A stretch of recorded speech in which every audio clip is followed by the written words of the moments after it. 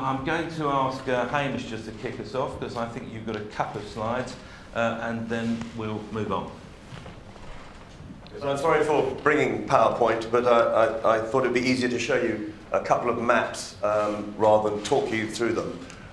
Firstly, just to say what we do, we're a trade association which represents about 260 agencies of all different sorts and types. 182 of them are in London. So London's an extremely important power point for the advertising agency business. We reckon that our members account for about 85% of all the money that's spent on advertising and marketing communications in the UK on behalf of clients. So we have a very strong interest in this topic. Thanks to Think London for this map. This is a diagrammatic representation of where our members sit within London, and more or less the strength of the circle indicates the weight of money or the strength of the agency population in that particular patch. So W1 is still the centre of the advertising agency business here.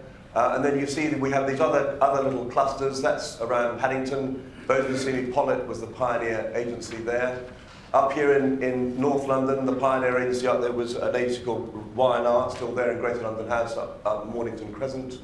There's a cluster around Farringdon. The first agency of note to go there probably was an agency called Mother, and they then moved over here to the E district into Shoreditch, and they converted the T building into that iconic agency centre some of you will know.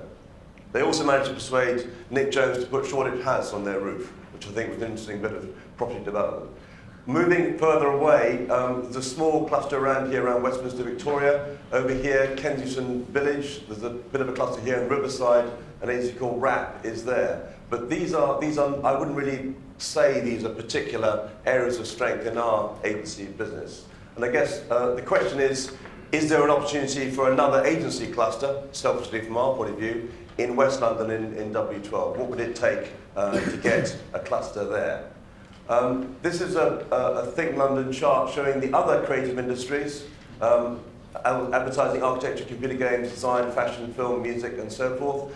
And again, you can see that there is still this enormous preponderance of businesses in the W1 postal district, with other people streaming out here towards the east also. This is their map, and as you can see, they've drawn it in their way to reflect the weight of those businesses. There's not a lot going on in West London, so I think it's going to be quite an ask to get that moving westward.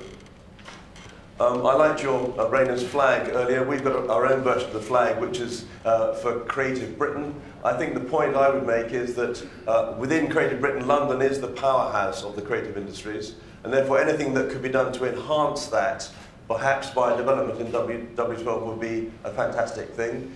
We are super conscious of the importance of London's competitive position in the world, and our mission is to win more business from the rest of the world to come into London. So we're kind of on an import strategy. And I think these clusters, these relationships with creative villages are part and parcel of the power of London as a centre. Hamish, thank you very much for that. Tim, let's move on to you. Any initial thoughts? Yeah, good morning. My name's Tim Kennedy, and I'm the Chief Exec of D&AD. I kind of took the brief fairly literally. It said this panel was to discuss the importance of the creative sector and creativity in and around London.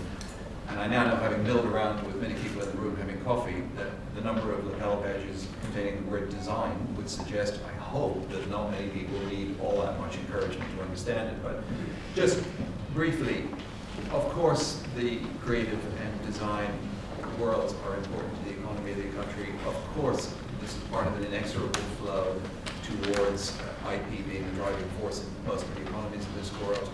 Of course, places are enriched by a lively creative community. You show me an interesting place in the world, and I'll show you one where there is creativity alive as well.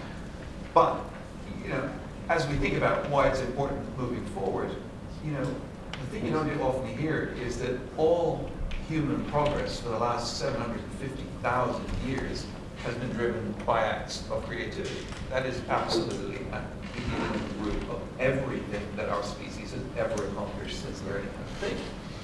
And if you think that all of that progress that we made in the last 750,000 years will probably be replicated volumetrically in the next 100, because that's the way it's going, I think it stands to reason that we, here in the UK and in every thinking economy in the world, need and want to be a part of that.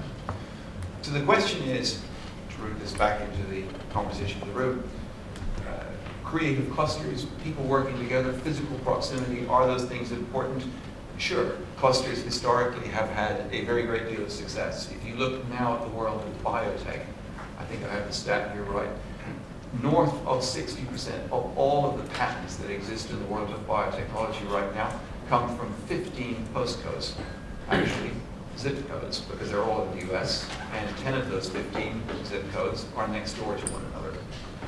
So I think if that's evidence, along with Silicon Valley and all the other examples of what happens when you get like-minded people together, I think it's important to note that they've all been involved in solving big problems together, big infrastructure, innovation problems where nobody's got it figured out, and it seems like there's a great advantage to bringing people together around doing those things.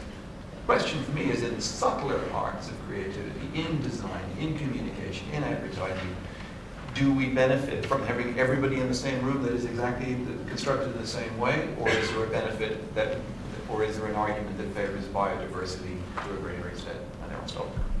Tim, thank you very much. Moira, can I turn to you? I suppose I think that this industry of ours is complex and multi-layered, and that our response as policymakers, as investors and as planners needs to be equally complex and multi-layered. You'd expect me as the Arts Council to speak up for the role of the artist in the mix in some way. And I think the Arts Council's investment supports research and development. We argue that artists feed the creative industries and the creative industries feed artists. We support space, both physical and intellectual, for people to practice their craft and make work as they move into the creative industries. And Danny Boyle is our pin-up boy at the moment, coming from the subsidised theatre sector into the film industry.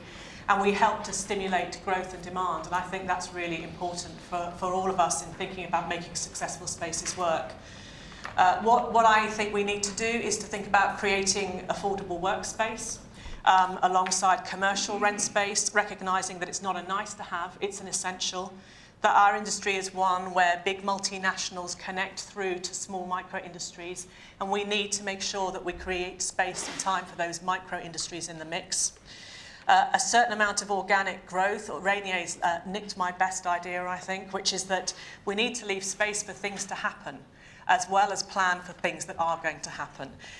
Without that, I think vibrant clusters are really difficult things to achieve. We need to look at how artists can help create and demonstrate benefit for local people of living within and alongside creative industries. Again, it's not just about demonstrating economic benefit for people who live locally. It's a benefit in terms of quality of life, what Bill Ivey terms the right of people to live an expressive life.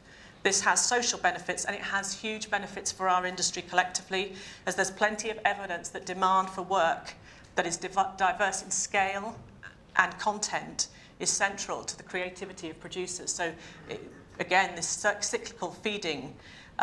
Planning for arts and culture in local strategic planning or master planning, and recognising the complexity that creates, thinking about things like nighttime economies and making that relevant, looking at how public space works or doesn't work, thinking about whether it's generally going to be animated, not legislating it within an inch of its life so that artists can't come in and be radical in the space you've created for them to work in.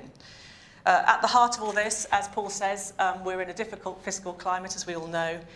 Collaboration, partnership, public-private partnership is going to be the mantra of our generation going forward.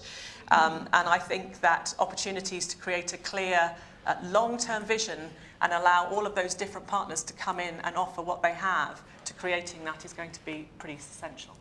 Thank you very much. And finally, Harry Rich. Paul, thank you very much. I want to start by being slightly argumentative, because I've always had a problem with the idea of the creative sector as a concept. When I ran an electrical wholesaling business, pretty unglamorous in the Midlands for 10 years, took it through 2 recessions, that felt like a very creative process to me. So I think we need to be a little bit cautious about this idea of some kind of separateness to a creative sector. And indeed, I think that separateness is very unhelpful.